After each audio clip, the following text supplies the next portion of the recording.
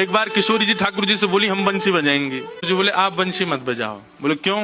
बोले बजेगी नहीं आप। किशोरी जी बोली अच्छा हमसे नहीं बजेगी। ललता विशाखा तुरंत आ गई, ये पहले आ जाए लड़वे लाल जी थे। का कही तुमने? बोले मैं यूं कह रहा हूँ कि हमारी शामाजू बंसी ना बजा पाएंगी। अच्छा हमारी लाडली जू जब चले ना तो उनके पामन की नूपुर उनकी ध्वनि पे राग रागनी वारे वारे जामे, और तुम यूं कह रहे हो हमारी लाडली जी बंसी ना बजा पाएंगी।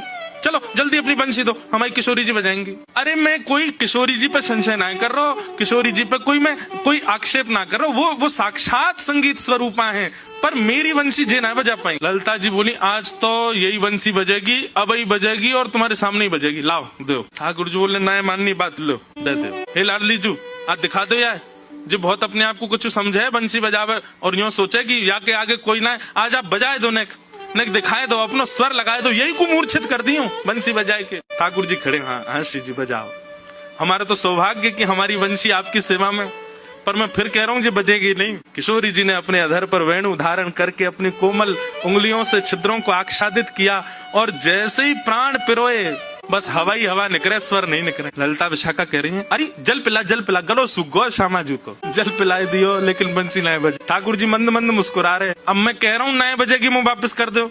अरे श्यामाजू जी बहुत मायावी है, ये अपनी माया ते कछु कर सके, याने जरूर बंसी बांध दी होगी, याने बंसी को टोना टोटका करके वाके स्वर सबरे अंतर ध्यान कर दिए, नहीं तो हमारी श्यामाजू कोई स्वर को कोई संगीत के वाद्य को स्पर्श कर दे, अरे स्पर्श मात्र से बजन लगे, ये बंसी क्यों ना बज रही है। ठाकुर जी बोले पहले वंशी वापस करो फिर बताऊंगा। किशोरी जी ने वंशी वापस करी। ठाकुर जी बोले अच्छा एक बात बताओ, आप वंशी को वादन करते समय मन में कौन को चिंतन कर रही?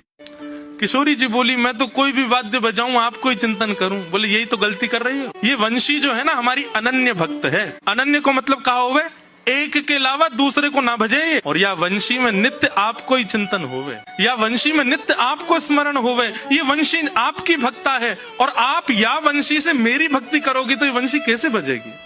हे श्यामाजू आप नेत्र बंद करके अपनो ही चिंतन करो, मतलब अपने ही स्वरूप को ध्यान करो, जब आप अपनो ध्यान करोगी तब ये वंशी बजेगी, क्योंकि या वंशी में तो नित्य आपको ही गायन की हो जाए। किशोरी जी ने अधर पर वंशी रख के जैसे स्वयं को स्मरण किया, अपने रूप नेत्र आदि को स्मरण किया, अपनो ही स्मरण करके जैसे वंशी अधर पर धरी, बिना फूंक के वंशी बजन लगी। किशोरी जी के नेत्र सजल है गए। आपकी या अनन्य प्रेम पे ही तो मेरा मन करे कि मैं वारी वारी जाऊं।